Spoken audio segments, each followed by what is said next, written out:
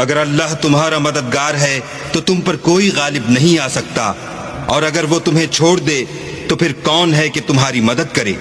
اور مومنوں کو چاہیے کہ اللہ ہی پر بھروسہ رکھیں، اور کبھی نہیں ہو سکتا کہ پیغمبر اللہ خیانت کرے، اور خیانت کرنے والوں کو قیامت کے دن خیانت کی ہوئی چیز اللہ کے روبرو لا حاضر کرنی ہوگی۔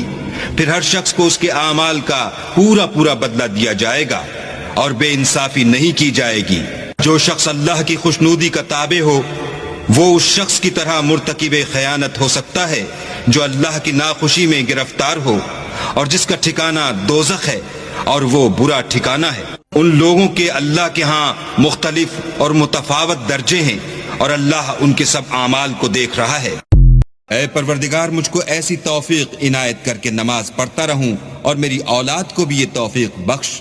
اے پروردگار، میری دعا قبول فرما۔